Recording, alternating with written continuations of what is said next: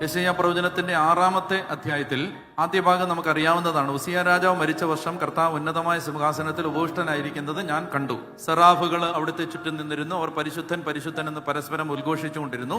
അപ്പോൾ യെശയ്യാ പറഞ്ഞു, ഞാൻ നശിച്ചു, എനിക്ക് ദുരിതം, ഞാൻ നശിച്ചു, ഞാൻ അശുദ്ധമായ അധരങ്ങളുള്ളവൻ, അശുദ്ധമായ അധരങ്ങളുള്ളവർക്ക് മധ്യേ വസിക്കുന്നവൻ. സൈന്യങ്ങളുടെ കർത്താവിനെ എന്റെ നയനങ്ങൾ ദർശിച്ചിരിക്കുന്നു. 6-ാമത്തെ വാക്യം വായിക്കാം. യെശയ്യാ 6:6. അപ്പോൾ സെറാഫുകളിൽ ഒന്ന് ബലിപീഠത്തിൽ നിന്ന് കൊടിൽ കൊണ്ടെടുത്ത ഒരു തീക്കനലുമായി എന്റെ അടുത്തേക്ക് പറന്നു വന്നു. അവൻ എന്റെ അധരങ്ങളെ സ്പർശിച്ചിട്ട് പറഞ്ഞു, ഇത് നിന്റെ അധരങ്ങളെ സ്പർശിച്ചിരിക്കുന്നു, നിന്റെ മാലിന്യം നീക്കപ്പെട്ടു, നിന്റെ പാപം ക്ഷമിക്കപ്പെട്ടിരിക്കുന്നു. അടുത്ത മുതൽ വളരെ ശ്രദ്ധിച്ച് വായിക്കുക. അല്പം ഗഹനമായ കാര്യമാണ്, ശ്രദ്ധിക്കുക. അതിനുശേഷം കർത്താവ് അരുളി ചെയ്യുന്നത് ഞാൻ കേട്ടു, ആരെയാണ് ഞാൻ അയക്കുക, ആരാണ് നമുക്ക് വേണ്ടി പോവുക? അപ്പോൾ ഞാൻ പറഞ്ഞു, ഇതാ ഞാൻ, എന്നെ അയച്ചാലും. അപ്പോ വിശുദ്ധീകരിച്ചിട്ട് കർത്താവ് പറയുകയാണ്, ആരെയാണ് ഞാൻ അയക്കുക, ആരാണ് എനിക്ക് വേണ്ടി പോവുക? അപ്പൊ യെശയ്യാ പറഞ്ഞു, ഇതാ ഞാൻ.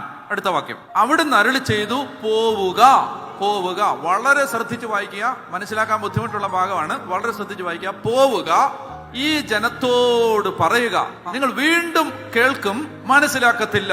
നിങ്ങൾ വീണ്ടും വീണ്ടും കാണും, ഗ്രഹിക്കുകയില്ല. അവർ കണ്ണുകൊണ്ട് കാണുകയും ചെവി കൊണ്ട് കേൾക്കുകയും ഹൃദയം കൊണ്ട് ഗ്രഹിക്കുകയും അങ്ങനെ മാനസാന്തരപ്പെട്ട് സൗഖ്യം പ്രാപിക്കുകയും ചെയ്യാതിരിക്കേണ്ടതിന് അവരുടെ ഹൃദയങ്ങളെ കഠിനമാക്കുകയും ചെവികളെ മന്ദീഭവിക്കുകയും കണ്ണുകളെ അന്ധമാക്കുകയും ചെയ്യും. എന്നല്ല, ചെയ്യുക. നീ ചെയ്യുക. വളരെ ശ്രദ്ധിക്കുക. എന്നെ പരിപാടി അത്. ആരും പോകാനില്ല. അന്നേരമാണ്, ആരെയാണ് ഞാൻ അയക്കുക, വല്ലവരും ഉണ്ടോ, വല്ലവരും ഉണ്ടോ, വല്ലവരും ഉണ്ടോ, ആരെങ്കിലും പോകാമെന്ന് ചോദിച്ചപ്പോൾ ഒരുത്തൻ പറഞ്ഞു, ഞാൻ പോകാന്ന് പറഞ്ഞു. പോകാൻ പറഞ്ഞു. എന്നിട്ട് പറഞ്ഞു, നീ പോകുമ്പോ അവര് കാണും, ഗ്രഹിക്കത്തില്ല, കേൾക്കും, മനസ്സിലാക്കത്തില്ല. പോരാത്തതിന് നീ ചെന്നിട്ട് അവരുടെ കണ്ണും കാതും അടച്ചേക്കാൻ, അവർ രക്ഷപ്പെടാതിരിക്കേണ്ടത്. മനസ്സിലാക്കാൻ ബുദ്ധിമുട്ടുണ്ട്. എന്താ ബുദ്ധിമുട്ട്? എന്താ ഇവിടുത്തെ ബുദ്ധിമുട്ട്? പോവാൻ പറഞ്ഞു. പോവാൻ ഒരാൾ തയ്യാറായി.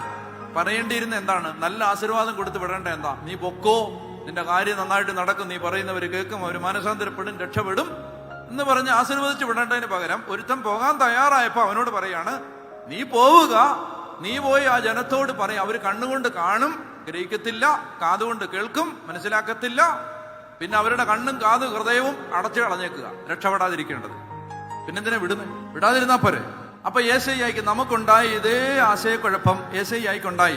അപ്പോൾ യെശയ്യാ ചോദിച്ചു, കർത്താവേ, ഇത് എത്ര നാളത്തേക്ക്, എത്ര നാളത്തേക്ക്?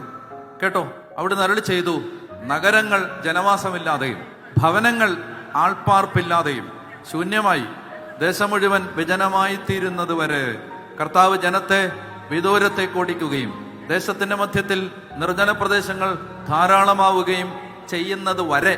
കേട്ടോ, വളരെ ശ്രദ്ധിച്ചു കേട്ടോ. വചനം പ്രഘോഷിക്കപ്പെടുമ്പോൾ ദൈവം നമ്മളോട് വചനം സംസാരിക്കുമ്പോൾ നമ്മുടെ ഹൃദയങ്ങൾ അത് സ്വീകരിക്കാൻ തയ്യാറാകാത്തതുപോലെ അടയ്ക്കപ്പെടും. ആരുടെ ഹൃദയമാണെന്ന് അറിയാമോ? തെസ്സലോനിക്ക ലേഖനത്തെ വായിച്ചായിരുന്നു.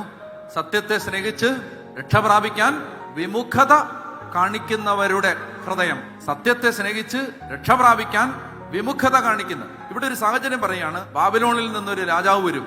ആ രാജാവ് വന്ന് എല്ലാറ്റിനെയും പ്രവാസത്തിലേക്ക് കൊണ്ടുപോകും. പ്രവാസത്തിലേക്ക് കൊണ്ടുപോയി നഗരങ്ങൾ ആൾപ്പാർപ്പില്ലാതെയും ഗ്രാമങ്ങൾ വിജനമായും ഇങ്ങനെ നിർജ്ജന പ്രദേശങ്ങളായി കിടക്കുന്നത് വരെ കാണുന്നത് അവർക്ക് മനസ്സിലാവത്തില്ല, കേൾക്കുന്നത് അവർ ഗ്രഹിക്കത്തില്ല, അവരുടെ ഹൃദയം ഇത് സ്വീകരിക്കത്തില്ല. പറയുകയാണ്, അതായത് അനുദപിക്കാൻ ഉതകുന്ന സാഹചര്യം ഉണ്ടാകുന്നത് വരെ ഇത് ജനത്തിന് മനസ്സിലാവില്ല. വളരെ ശ്രദ്ധിച്ചു കേട്ടോ. ഞാനൊരു കാര്യം പറയാം. ബൈബിളിന്റെ ഒരു രീതി എന്തെന്നറിയാമോ? ദൈവം വചനം വിതച്ചു കഴിഞ്ഞാൽ ആ വചനം ഫലമുണ്ടാവാതിരിക്കുമ്പോൾ, ആ വചനം സ്വീകരിക്കപ്പെടാതിരിക്കുമ്പോൾ, ആ വചനം ഹൃദയങ്ങളിലേക്ക് പ്രവേശിച്ച് ഫലം പുറപ്പെടുവിക്കാതിരിക്കുമ്പോൾ ഫലമുണ്ടാവാനായി ദൈവം എന്ത് ചെയ്യുന്നറിയാമോ? ദൈവം ഞെരുക്കങ്ങൾ തരും. ഞെരുക്കങ്ങളിലാണ് വചനം, നമുക്ക് വിതയ്ക്കപ്പെട്ട വചനം നമുക്ക് മനസ്സിലാകാൻ പോകുന്നത്. അപ്പൊ ആ ഞെരുക്കത്തെ ഒഴിവാക്കാൻ ഒരു വഴിയുണ്ട്. എന്തെന്നറിയാമോ? വചനം കേൾക്കുമ്പോ തന്നെ ഈ വചനം മറ്റുള്ളവർക്ക് വേണ്ടി കേൾക്കാതെ, ഇത് എന്നോടാണ് സംസാരിക്കുന്നത്, ഇത് എന്റെ കാര്യമാണ്, ഇത് എന്നോട് ദൈവം സംസാരിക്കുകയാണ്.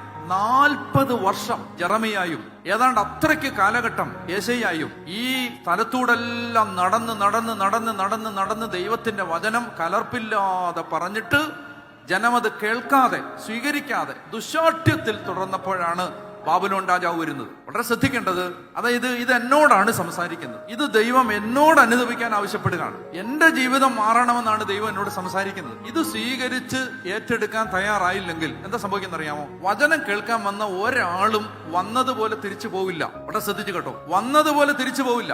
ഒന്നുകിൽ വചനം കേട്ട് നമ്മുടെ ഹൃദയം നുറുങ്ങും, അല്ലെങ്കിൽ വചനം കേട്ട് നമ്മുടെ ഹൃദയം കഠിനമാവും. ഈ രണ്ട് പോസിബിലിറ്റിയെ വചന ശ്രവണത്തിനുള്ളൂ. ഒറ്റ ആള് പോലും വന്നതുപോലെ തിരിച്ചു പോവില്ല. ഒന്നുകിൽ ഇത് കേട്ടിട്ട് അയാളുടെ ഹൃദയം നുറുകും, അയാള് സത്യത്തെ സ്വീകരിക്കാൻ തയ്യാറാണെങ്കിൽ, ദൈവം എന്ന സത്യത്തിലേക്ക് തിരിയാൻ തയ്യാറാണെങ്കിൽ ഹൃദയം നുറുങ്ങും, സ്വീകരിക്കും, മാറ്റം വരും.